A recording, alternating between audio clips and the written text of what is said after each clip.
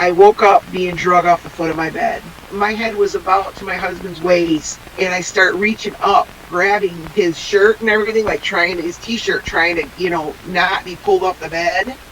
And I couldn't talk. It had me, my waist was down at the foot of the bed, and it had a hold of my right ankle.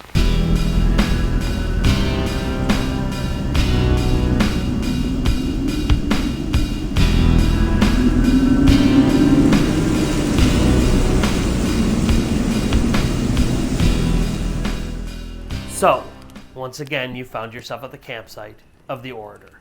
Well, please pull up a chair. As you can see, my fire is stoked, which means tonight I have another tale to tell.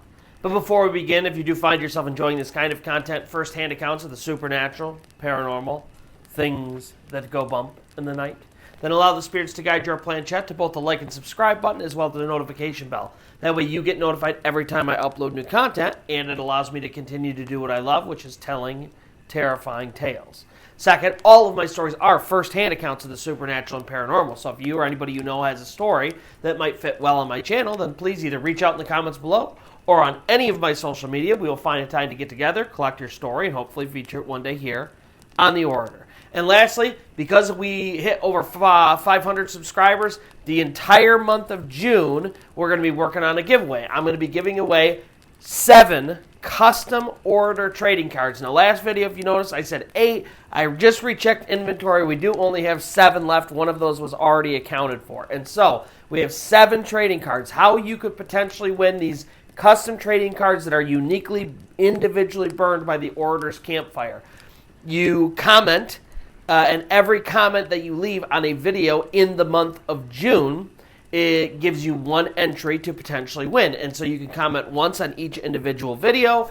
Multiple entries on one video do not count, but you can comment multiple times on different videos. And every time you comment on a new video in the month of June, you get put in the hat. I will draw 7 names, and those will be the 7 winners. So you will get a custom trading card. It will also have a letter that I have written that will have a short story on it, written by yours truly, with a signature on there. And then you'll also get a picture from my 7-year-old daughter who likes to draw scary stuff, and she wanted to put a picture in there. So you're going to have one of those too. I'm going to throw one in for each of you. And so 7 winners. Make sure to comment, and I hope to get those out ASAP after the month of June. Thank you again to 500 subscribers. On to 1,000 next. And with all of that out of the way, let's get on to today's story. It is a tale that I call Mayville's Most Haunted. So it is the summer of 2013. Tracy and Robert, they're a little bit older. They're getting into their late 40s, early 50s. They have children of their own. And those children are starting to get into the ages where they're starting to have children and get married and stuff like that. And so Tracy and Robert, they're kind of on the lookout for a new house. The one they were living in was a little bit smaller. They want something that's big enough to not only accommodate them, but their children and grandchildren can stay there and stuff like that. And so they're looking for something a little bit bigger and something a little bit more rural, remote. They kind of want to have space and stuff like that. And so, over the next few months, they're looking at all these different houses and checking them out, and nothing quite feels right. And while they're doing this, Tracy is looking online at houses too. And she sees this one house in Mayville, Michigan. And it just keeps popping up over and over. And what she's noticing is that this house will go like pending, as if somebody's about to purchase it. And then all of a sudden it'll go back on the market. And then it happens again and again. And so throughout looking at all these different houses, she's kind of paying attention to this one house.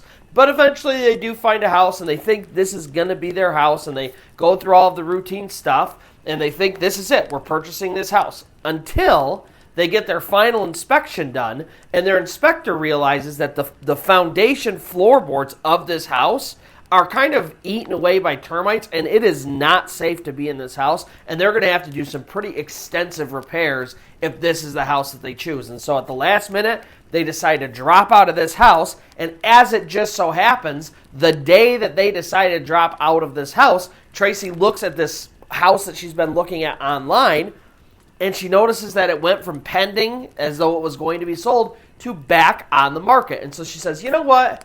I'm just going to drive over to this house right now. I'm not going to like go in formally or anything like that. But let me just go look at this thing because it looks like it could be a perfect house for us. And I'm also curious because it's really, really cheap, but it looks like all of this new stuff has been put in, a new kitchen and new, all sorts of different things that have been updated. And she just can't understand why such a nice looking, really well-priced house keeps going back on the market. It's like every single person who goes and looks at this thing thinks it's the right house and then isn't. So she's like, I have to go look for myself. So she shows up, and the day that she shows up, it's a really nice, beautiful summer day, really not any clouds in the sky or anything like that, and she pulls up, and man, it is perfect. It's one of these old school looking log cabin type houses. It's really, really big, tons of bedrooms and bathrooms, and she could just picture her family in there. And she hasn't entered yet, right? She's just looking at the outside because she's not technically viewing the house or anything like that. And, you know, she's looking around at the yard, and she's kind of looking in through the windows. And she, you know, when she first pulled up, she kind of got this feeling like she was being watched. And as she's kind of circling around the house and looking at everything, that sense keeps getting stronger and stronger. And she's like looking up through the windows to see if anybody's there, or maybe someone's looking around, you know, and she's looking out in the woods, and there's just nobody around, but the sense that she's being watched is kind of becoming overwhelming. Well, as she's making her circle of this house and kind of gets back around to the front of the porch, it starts downpouring kind of out of nowhere. It was a beautiful day. She didn't think rain was in the forecast or anything like that. And now all of a sudden it's pouring rain. And she's kind of parked a little bit down the driveway so that she could check everything out. And she's just kind of looking around. And the sense that she's getting watched is getting bigger and bigger. And she can't help but feel like this house is perfect, but she can't be there right now. And so even though it's pouring rain, that sense of being watched was overwhelming enough to where she literally just ran back to her car, got soaked in the process, and then left. And she goes home and she tells her husband, Robert, like, I think this could be our house. And so they do go check it out with the realtor. And the realtor takes them in, and she's showing them all of the updated stuff and, you know, the updated kitchen. And they put $10,000 into this new kitchen. And, man, it was perfect. It was everything that they wanted. And the realtor even mentioned, she said, you know, I've been trying to show this house and get rid of it for a while, and the price keeps going down and down. She said, I think if you guys don't buy it, I might purchase it. And so that kind of like put a little fire under them, and so they decided, you know what, let's make an offer on this house. They make an offer, and long story short, it goes through, and they end up purchasing the house. Now, what's weird about this is that, you know, the realtor walked them through and everything like that. Once the deal seemed like it was kind of finalized, the realtor never again set foot in the house. She would pull up and walk around the yard and show them things and talk to them and answer questions and stuff like that, but she wouldn't go into the house anymore. Later on, after, you know, Tracy and Robert realized all of the things that had happened in this house and the surrounding area and stuff like that, they think that this realtor finally, like, did her research and caught on to everything and how bad this house potentially could be, and then decided to just not go through with it and not enter it again because of the history of this house. But during the time, they didn't really notice, and they didn't really think anything too weird about it, and they had just purchased their dream home for a great deal. And so finally, it's move-in day, and the people who are actually moving into the house, it's Tracy and Robert, obviously, but then their oldest son, Tim, and his wife, Carla, also move into the house with them. And there's additional rooms in case, you know, they have another son, Robbie, and they have their daughter, Haley, and Haley has a couple of granddaughters. And so they have extra rooms just in case. That's one of the reasons they actually purchased this house. But initially, when they move in, it's Tracy and Robert, and then Carla and Tim, who are their son and daughter-in-law. And so they all move into the house, and it is literally just night number one. And Tracy and Robert, they're in bed, and Robert ends up falling asleep. And Tracy, she's kind of up, just sort of hanging out. She's reading a book, and she's kind of thinking that it's getting pretty late and that maybe it's time to go to bed. When all of a sudden, she feels an arm on her shoulder. And she initially just thinks it's Robert.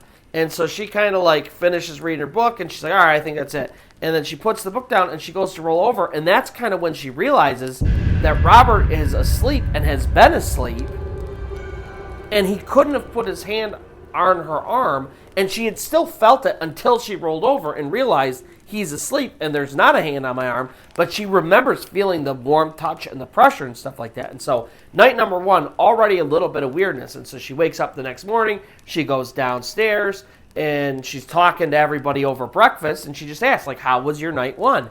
And, Carla says everything's great, Robert says everything's great, but Tim says, it was nice, but he's like, it was a little bit weird. I kind of thought somebody grabbed my shoulder at some point in the night, and he's like, it wasn't Carla, and it was just kind of a weird feeling. And, Tracy, she's like, well, that's really weird because the exact same thing happened to me. And so they're kind of discussing this, and it was a little bit strange. Well, nothing else happens, but a couple days later, Tracy goes to this benefit dinner in a nearby town. And she's at the dinner, and she's pretty new to the area, so she's kind of mingling and trying to meet people and stuff like that. And she ends up going into the bathroom, and while she's in the bathroom washing her hands, this lady walks up to her and says, hey, I know you're new here, da-da-da-da-da. Where exactly did you move in? And Tracy tells her, oh, yeah, this place, and da-da-da. And the lady immediately, as soon as she said the place that she's in, she's like, oh, my goodness, I know the people who used to live in your house. They were the Binkleys. And she's like, it's kind of crazy, but their son committed suicide in your house. What had happened was, all the way back in the 90s, there was this kid, Josh Binkley, and he had a girlfriend, and his girlfriend broke up with him, and for some reason, it was like he was in a really rough place, and he thought that just things were not ever going to get better. And so he took a gun, and he committed suicide in the kitchen of that house, and his younger brother was the one who ended up finding him, and it was this really catastrophic event. And they ended up, that family literally moved out that day, and they just never came back to the house. And since then it had kind of been passed around a little bit before it had gotten to Tracy and Robert. And so she learns about the Binkley kid and stuff like that, and that's kind of crazy. And so she goes home and she tells Robert a little bit about it, and then she decides, maybe it's time to go do some research and figure out what's going on with this house, because between the realtor acting weird and then our arm getting touched, and I had that weird feeling, and, then last night, and just the whole thing, everything felt a little bit off. So she's like, I'm going to go look up and see what's going on with this house. And so she goes downtown to the village offices, and they have this big archive of all of the different properties and histories and stuff like that. And basically, over the next couple of hours, she is intending to put together kind of this research. And so she goes in, and she tells the lady at the front desk, and there's a couple other people standing there, hey, I want to do some research on this property. And they're like, of course, we can help you. And she tells them the address, and they also have this crazy reaction. They're like, you live at that house? And they're like, oh, man. They tell her about the Binkleys, which she already obviously knew about, and they tell her about this other family and stuff like that. And, the one lady, she actually says, the house that you moved into, they call it Maysville's most haunted. She's like, it is a really haunted house. You really shouldn't have bought that house. And so, she kind of is now very anticipatory of this research. And she goes in and she's doing this research on the house. And between what they said and what she found, it was crazy. And this is only a little bit of research, mind you. There's more stuff that she ended up finding out later on. But she did learn about the Binkleys and everything that happened with them. She also learned that there's this old kind of like barn on their property. And she learned that a man hanged himself in that barn. She also learned that a boy, it's like his 20-year-old boy, he was hit while walking down the road in a car, and they never caught the guy who hit him, and he passed away on site. And that's like, they can literally look and see the spot where it happened on the road. And then they also learned that in the 1969, there was a family that lived in that house, and they all passed away from carbon monoxide poisoning. And so there's all of this death in this tiny space, and their road is this tiny dirt road, and it's like the amount of bad, negative things that have happened either on their property or directly in their house was kind of staggering to her. And so she goes home, and she's telling, her husband about all of this, and it's just kind of overwhelming. Well, things progressively get a little bit more intense. There's one night where they're all, kind of outside. The whole family's outside, and they're having a bonfire, and they're trying to enjoy their time out there. And Tracy can't really enjoy her time because she keeps seeing a person up on the roof of that old barn. And she's, pointing it out to people, and nobody else is really seeing it. And she can see it, and it's very clearly the outline of a person. Now, it's dark, right, and they got their fire going, so it's just the outline, but she can definitely see that there's a person up there. And so she decides at this point, you know what? Enough is enough. We need to call in an expert to cleanse this house and get rid of this stuff, because I don't know exactly what's going on, but it seems like there's multiple bad things going on here. So they end up, finding and calling a medium. Now, mediums, they're typically people who can read different energies. They know a lot about how to get rid of spirits, how to banish spirits, stuff like that. The problem with this space is it's really difficult to tell who's real and who's not real, and you never know what people's intentions are, and you could just as easily do bad stuff and invoke spirits or anger spirits if you don't know what you're doing. But this medium seemed like she really knew what she was doing, and so they called her in to help them out. So the medium shows up. She's a younger woman, and she seems, like I said, to know kind of what she's doing, and the first thing she does is she pulls out what's called a spirit box. Now, spirit boxes, they look kind of like old CB radios. They're pretty big and bulky, and what they can do is they can shift frequencies really, really fast, like radio frequencies. And the idea is a lot of times spirits can communicate on different frequencies than what we can hear or perceive. And these spirit boxes are supposedly able to pick up on those frequencies, and you can actually hear words being spoken through the spirit box. And so she's walking around the house with the spirit box, and it is talking back. And at some point, she ends up giving that spirit box to Tracy. Now, Tracy, she's got on a tourmaline necklace, and it's wrapped in copper wire, and that specifically is supposed to ward off and protect from spirits. And as soon as Tracy gets that spirit box, the spirit box starts shouting out, "Stone, wire, stone, wire."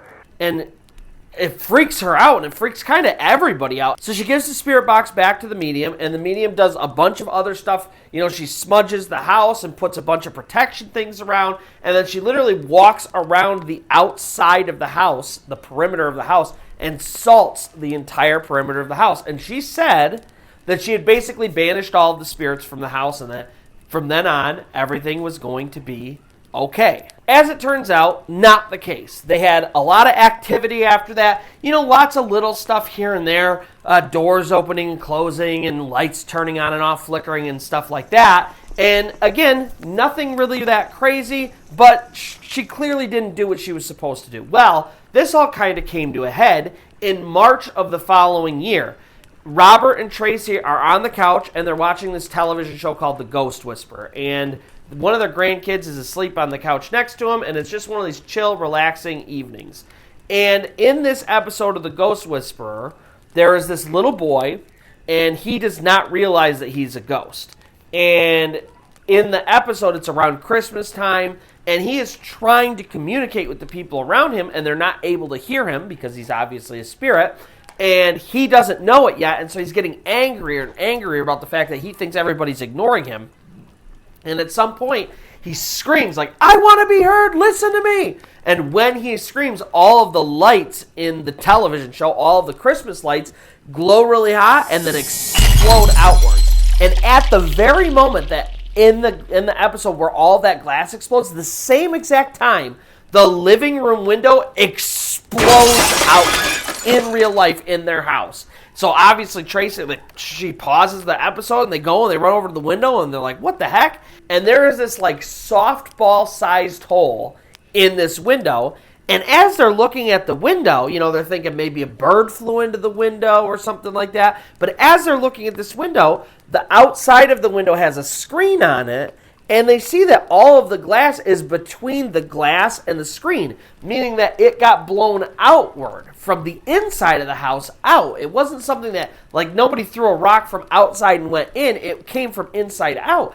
And so they're trying to figure out how that could have possibly happened. And then they're thinking back to when they moved in.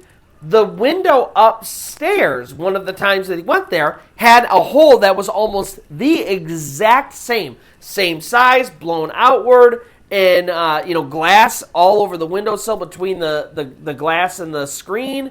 And they're like, this is too weirdly similar. And so Robert calls the window company, and he's like, "Hey, this is what's going on. What do you have for me?" And the lady's like, "Listen, I have worked with this company for over 20 years. I have never heard of our windows ever doing anything like this. This makes no sense whatsoever. And so their next call is to that medium, and they're like, what is going on? And she says to them, listen, that 17-year-old boy that I discovered on your property, she also knew about the Binkleys and everything like that, and she said she sensed him and a bunch of other stuff, which I'll get into later, but she said, I believe that is his energy, and he's very frustrated for some reason, and that's what's going on, is he's lashing out in that way. And, they're thinking, like, you said you got rid of these spirits, and something this crazy has happened where windows are exploding? Clearly you didn't do anything. In fact, if anything, you made it worse. So they decide to contact a second medium to come in and fix things. So the second lady, she comes in, and she's very different. Not only is she a medium, she claims to be a witch. And she knew the Binkleys, and she knew Josh Binkley, the boy that committed suicide. She went to school with him. And so she said she would do the entire thing for free because of that, because of her relationship, and she knew about the house and that it was supposed to be really haunted. And I think it was sort of like in their heads, they thought that maybe it was like a challenge for her to come in and to quell all of this. So the second medium shows up, and same kind of concept. She's a little younger, late 20s, and she seems to really know what she's doing. She has a bunch of equipment with her and stuff like that. And before she even enters the house, they're having conversation, and they realize that the first medium and the second medium say a lot of things that are similar. They both talk about there's an old man on the property, and he's the original owner of the property, and he's back by the barn, and he doesn't like the fact that I'm here. Both mediums said that. Now, when the first medium came, that was the day after Tracy had seen that person up on the barn, and so both mediums think that old man was the original property owner, and that's who that is back by the barn. They both picked up on that energy. Both mediums also picked up on the energy of a young teenage boy who was, they think the Josh Binkley boy who committed suicide. They both picked up on that. They both picked up on an energy about an old man who likes to watch women shower. And Tracy and her daughter both thought that was interesting because while they were showering, they both said all the time they felt like they were being watched. And the inside curtain, so you have the outside curtain that's like usually thick cloth, and then you have the inside curtain that's usually like plastic that protects the water from spilling out of the tub. They always kind of had that shifting and moving, almost like if you were to have the door open and there was a breeze or a draft that would waft into the bathroom. It always felt like that even when the door was closed, there was no fan on or anything like that. And Tracy remembers asking her husband, Robert, if he ever experienced stuff like that in the bathroom, and he said no. And so it seemed like it was only the women that was happening to. And so they thought that was really weird. That they felt that like they were being watched. They thought something was happening in the bathroom, and then both mediums picked up on an old man who was watching girls in the bathroom. And then the last thing that they both picked up on was they both said there was a really dark negative energy. There was this bedroom that was kind of underneath the stairs, and there was a lot of activity that seemed to happen at that room specifically. Both mediums said something bad happened there. Either somebody played with a Ouija board, or they tried to summon something. Something dark and intentional happened there, and they don't know what it is or when it happened, but they think that that's a big reason for everything that had kind of happened. And so they both had mentioned several things that were very similar that got the family thinking that maybe they really did at least know a little bit about what they were talking about. So she, walks around the entire perimeter and everything like that, and then she says, all right, I'm about to enter the property, but once I go inside, you can't ask any more questions. You have to do exactly what I say, and then when I leave, I cannot go back in. So do you guys have any questions right now before I do that? And Tracy's like, yeah. Why? Why can't you go back in? And, the second medium, she didn't really give a very good, satisfactory answer. She's like, well, I don't want to come back and disturb anything that I've done here. And she kind of gives this kind of throwaway answer that Tracy thought was really weird. So they do eventually enter the house. And she brings in this big, wooden altar and sets it on the table. And, Tracy thinks that's really weird, and so does the rest of the family, but they don't know enough about this to know if it's a good thing or a bad thing. And so she does some stuff in the house. She gives them each these, little pouches, these little bags full of stuff. She says, don't open them. They're supposed to protect you. keep them in the house or on your person at all times, and they'll protect you. And then she asks if their son Robbie can go upstairs with her and into his room. At this point, he was living with them too, and she asked if he could come up, and he was an empath. He had abilities to either speak to spirits or hear spirits or feel the energies around, and she picked up on that and said, will you go upstairs with me? And so they both go upstairs together, and they go into Robbie's room, and Robbie later said they didn't do anything. They literally just sat down, and neither of them talked or said anything. He said they kind of walked around upstairs a little bit, and that was it. So Robbie and the medium, they do eventually come downstairs, and the medium spends a little while around the house cleansing it and smudging it and burning sage and all the different stuff that you're supposed to do to get rid of spirits. And then she takes her finger and she presses it in the stuff, and she puts it in the middle of each of the family's foreheads. And if you know anything about spirituality or anything like that, a lot of times, so history says and stuff like that, there is a third eye in the middle of the forehead, is the third eye of the spirit. And for some people, apparently it's supposed to be open and they can see and hear spirits and things like that because of it. And it's a really big phenomenon in the culture of horror and spirits and things like that. And so she does that to each of them, which they all think is really, really weird. Like, why should they need their third eye open? It seems like it would open them to activity more than anything else. But again, they don't know really what's going on, and they're trusting her. And so she does that, and she said she's cleansed everything, and she sent everything over to the other side, and everything's going to be good now. And then eventually, at some point, she gets back in her car, and she leaves. Now remember, she's not allowed to come back into the house now, and so they think everything is good. And Robbie ends up leaving, and he goes and hangs out with some friends for a little bit, and then about 30 minutes later, he comes back with all of his friends.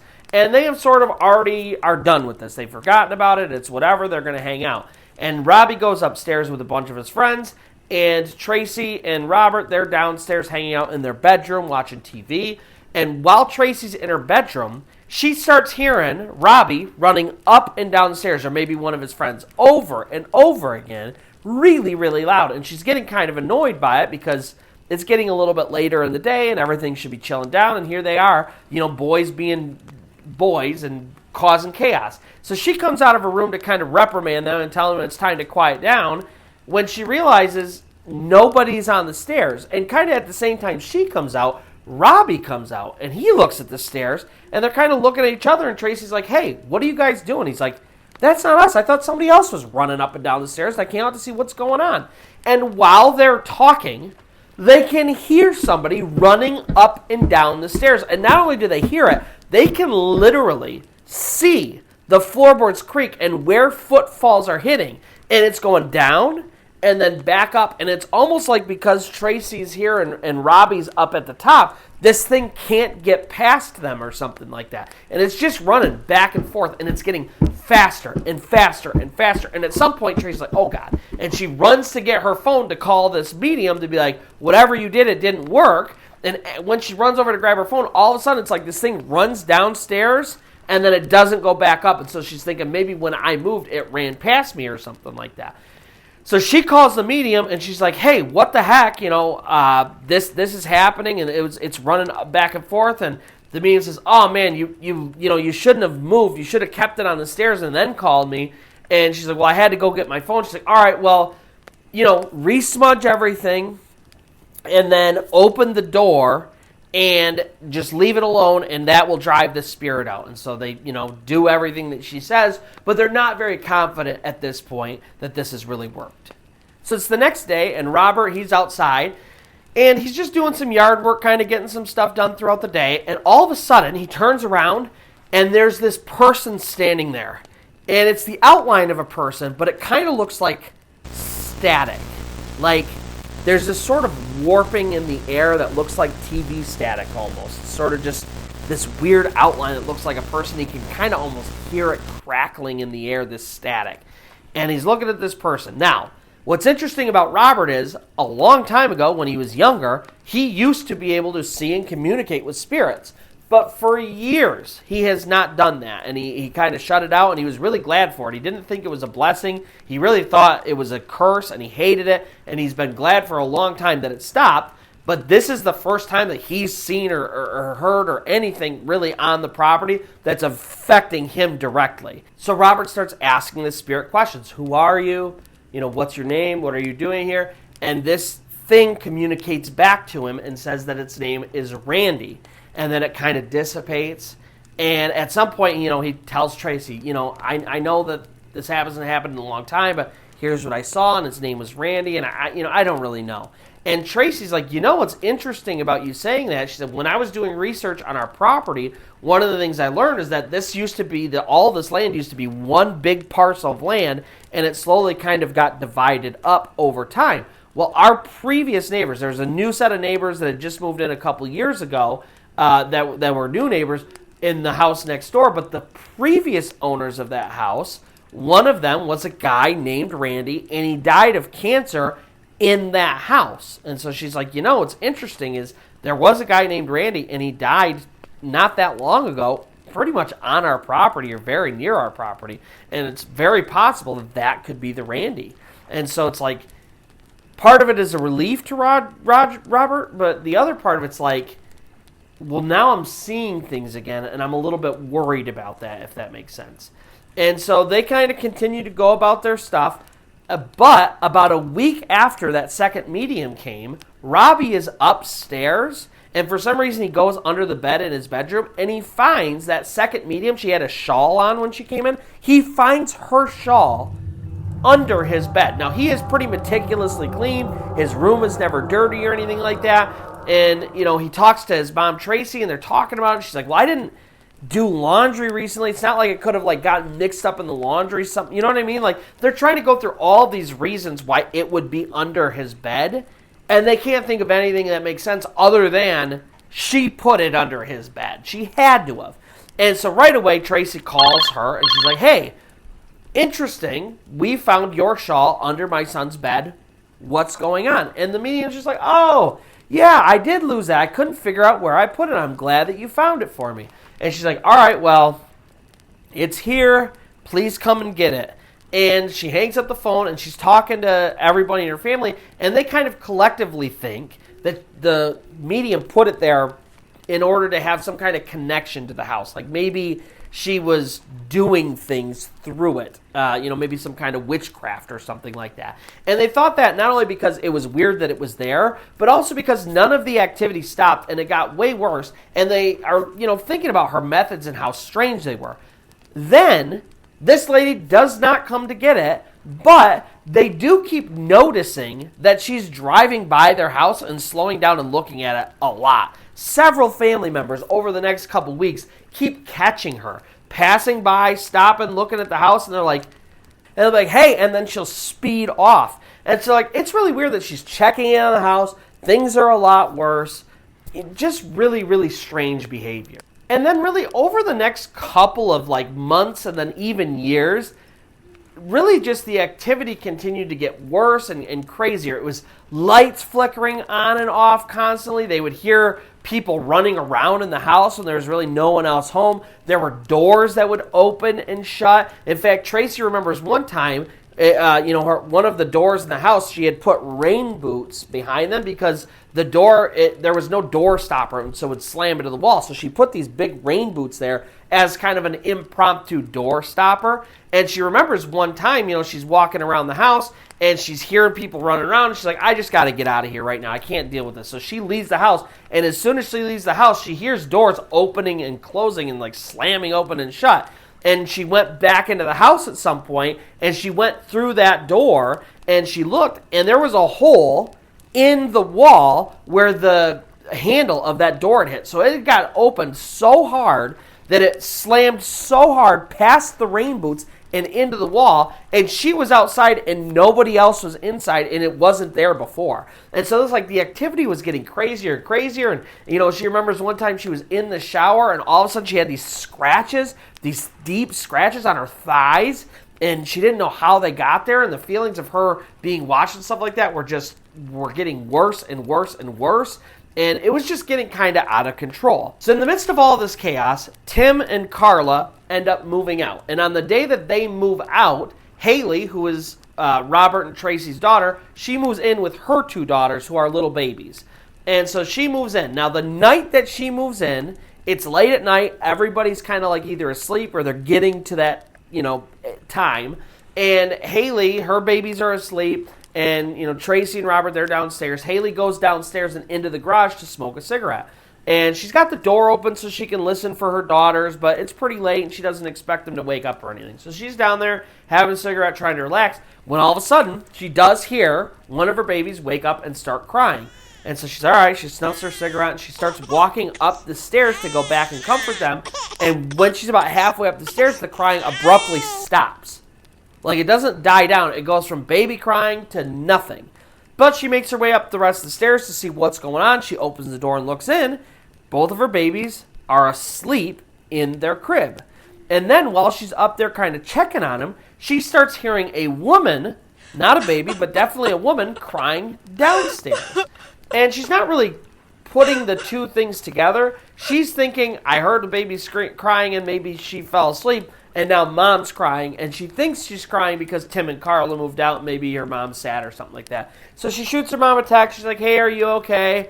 And her mom's like, yeah, I'm fine. Why? And she texts her back and she says, well, I heard you crying downstairs. I thought maybe you were sad that Tim and Carla moved out. And her mom's like, no, Robert's asleep. I'm about ready to go to sleep. We're just chilling down here. There's nobody else in the house. I wasn't crying. I don't know. And Haley starts freaking out because she's like, it's silent in the house. I heard a baby crying, and I heard a woman crying. And so she texts her mom, and she's like, I don't know what's going on, but this is what I heard, and I'm freaking out. And so at some point, Tracy ends up waking up Robert, and she's like, Robert, can you please just go upstairs, help Haley bring down our grandbabies? We'll all just maybe fall asleep on the couch and wait this thing out so that nothing too freaky happens. So Robert, he gets up, and he goes upstairs, and he's grabbing his granddaughters. And while he's up there, he hears somebody crying downstairs, and he thinks it's Carla. And she's, Carla's currently pregnant, and she's going through all these hormones, so he doesn't think anything of it. But he brings the grandbaby downstairs, and, now they're having a full discussion. Well, this is what Haley heard, and, and he's like, yeah, I heard the crying too. He's like, it's probably just Carla, and you guys are freaking out over nothing. And Tracy's like, Robert, Carla moved out today. And he's like, no. They must not have moved out or something. He's like, I heard her. And they go and they open the door to what used to be Tim and Carla's room. And, of course, it's empty and cleaned out, and they're not there.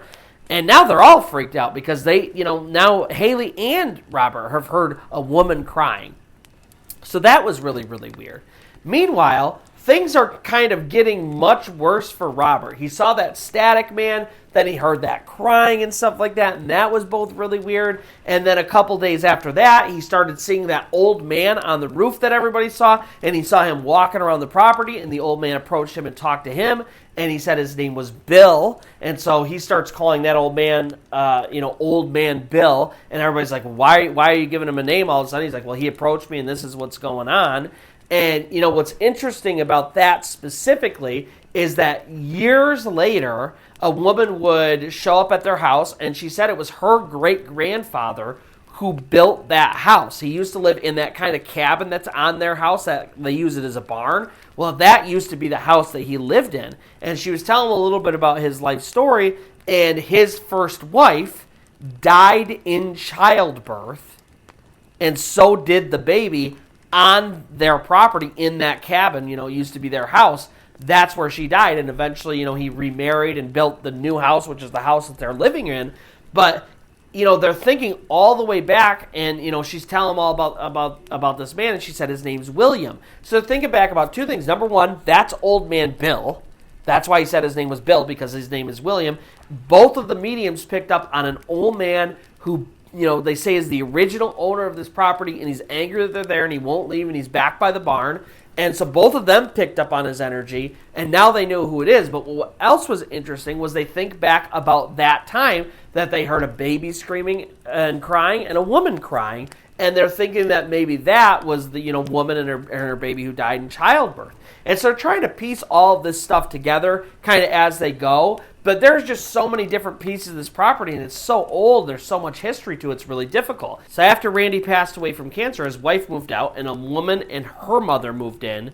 and her mother was kind of like grandmotherly age, and she was Cuban, and she practiced a religion called Santeria.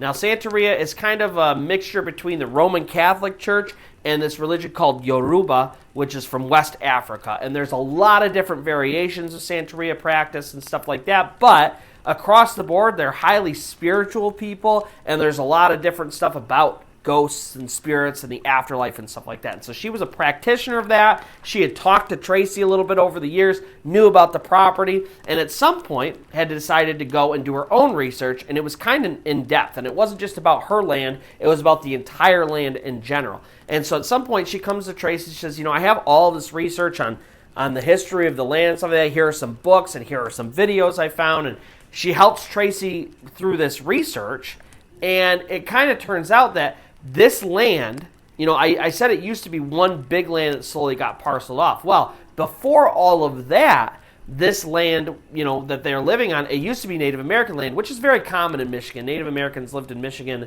all over the place. And in that specific area, it looked like there was some history to indicate that there was a specific tribe that lived there. And, Tracy, she couldn't remember specifically the tribes, and she didn't want to mix it up. She just said, I remember there was a tribe that lived here. There was a rival tribe that came in to try to wipe them out. A couple tribes banded together, and they ended up destroying the tribe that was trying to, move in and invade. And so there was a lot of bloodshed and stuff like that, specifically on this land and in this area. And Tracy saw in some of the newspaper articles that they had found Native American burial grounds somewhere in that area. Now, it didn't say specifically where it was, but she knew it had to be within a couple miles of their house based off of kind of the locations they were saying in the magazine and stuff like that. And so she's like, this is a really weird discovery, because her husband, Robert, since that second medium had come, now remember, this is, several months, maybe even years later now that she's doing some of this research. Well, over that time, it was really interesting. Whenever Robert would be kind of like a little tipsy and outside, they're enjoying a bonfire or just enjoying a night outside in the country, and he would start to fall asleep, he would start to babble in what sounded to everybody else there kind of like Native American language. Now, none of them spoke any of the different dialects or anything like that, so they couldn't say for sure, but that's what it sounded like to all of them. And when they asked Robert about it, he said, what's really weird is I feel like I have someone talking through me when I do that. He's like, I don't really remember it, and I know I'm kind of awake and kind of asleep, and it just sort of flows through me. He's like, I don't really know exactly how to explain it, except to say I feel like people are speaking through me. And now she reads about this history with the Native Americans on the land and stuff like that is starting to connect. And so, since the second medium has come, it seems like things are getting worse and worse, especially for Robert, who is just having all of these different problems. And then there was another time where, Robert is outside and this spirit approaches him, and the spirit says his name is Adam, and it's a young man, and he's looking for his grandmother. And for 3 nights in a row, this happens. He says he's Adam from Fostoria, which is a town that's only a few miles away from where they live. He gives a specific address and everything. I'm Adam from Fostoria. This is where I live. I'm looking for my grandma. And, what's weird is Robert, he didn't really know anything about an Adam, or he had never heard about this, but he goes to Tracy, and he's like, listen, this is what's going on. I have the spirit approach me. I don't know what to do about it. And did you read anything about it in the history or anything like that? And she's like, from Fostoria, that I really have only been researching the property, so I don't know why this is happening. And so she's like, but don't worry, let me see if I can look into it. So that night, Tracy goes onto Facebook, and she may suppose, hey, does anybody know an Adam from Fostoria who passed away? This is about how old he would have been. And she doesn't say anything about Robert or his abilities or seeing the spirit or anything like that, because Robert, he's really sensitive about it, and he, like I said, he really views it more as a curse. He doesn't like people to know about it or talk about it or anything like that. Well, lo and behold, somebody does eventually respond and says, you know what? I know a young boy. He passed away in the 90s on Fostoria Road. He was driving, and he lost control, and he hit a tree, and he did pass away. And his grandma actually just died last month. The post had a little bit more details, but that's what they said. And so they're like, wow, he said he's missing his grandma, and she just died last month. Maybe this has some sort of connection. So Tracy ends up taking Robbie, and they go to the cemetery where that boy was buried, and they eventually find his gravestone, and it's buried in a bunch of different plots that are meant for his family. And so they find his grandma's plot, and it's literally like right behind his. And then they go home, and Tracy tells Robert, hey, listen, let him know this is exactly where his grandma is, and this is how to find her. And so that night, just like the last 3 nights, the spirit shows up. He says he's looking for his grandma, and Robert just tells him, this is what happened, this is where she is, this is where you can find her. And after that, that spirit did not show up anymore. Meanwhile, things in the house just continue to escalate. Things are getting crazier and crazier, and Tracy and Robert and the family, they're doing everything they can to quell this. They're burning sage, they're trying to cleanse the house, they're asking the spirits to leave. Nothing is working, and things are getting worse. Well, in 2020, it kind of came to a head. Tracy's asleep, Robert's asleep, and Tracy all of a sudden wakes up one night, and she's being pulled off her bed. Now, remember, she's a grown woman, right? It's not like she's some 50-pound-year-old little dainty thing. But she's a full-grown adult, and she's being ripped out of the bed. And she wakes up, and she's already halfway down the bed. And she grabs Robert by the clothes, and she's trying to pull herself back up. And he wakes up, and he grabs her, and he pulls her up. And then they're looking at the edge of the bed, and there's nothing. And she looks around. The door's closed. They don't have, like, any animals or anything like that. And while they're sitting there listening, she literally hears something scurry away on the ground, and she's looking under the bed. There's literally nothing, and she's really freaked out. Well, a month later, the same exact thing happens, only this time it is worse. She wakes up and she's being yanked off the bed, and she's almost completely off the bed at this point, and she's freaking out. She screams at Robert to wake up, and he wakes up, and he grabs onto her, and she's being pulled off, and he has to do everything he can to pull her back up onto the bed, and you know, they turn the lights on, and they're looking everywhere, and again, nothing. And at some point, Tracy asks her kids if they have experienced anything like this, and every kid who's lived in that house, and you know what's really interesting is, I have multiple nights woken up and have been pulled halfway off the bed, or woken up, and my legs were hanging off the bed.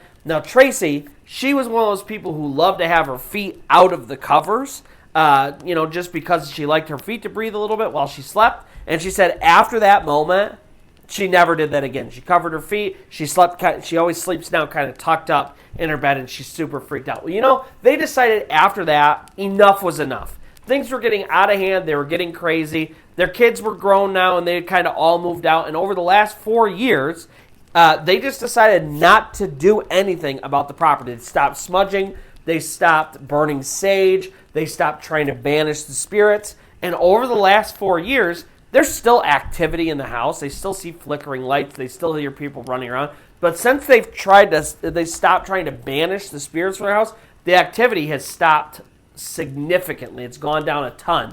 Now, you know, when I talked to Tracy, I said, why don't you just move out? And she said, well, you know, the problem is if we move out, somebody else is going to move in. The house is really nice. We're going to have to put it on there for a deal. They're going to know everything that got disclosed. She's like, but at some point, somebody's going to move in, and then it's going to be their problem. She said, you know, since our family's moved out, and it's just me and Robert, and we don't try to stop the spirits anymore, she said, you know, we get activity from time to time, but it's nothing really crazy. It's nothing we can't handle, and we would much rather be the ones to deal with this than to put it on some other family.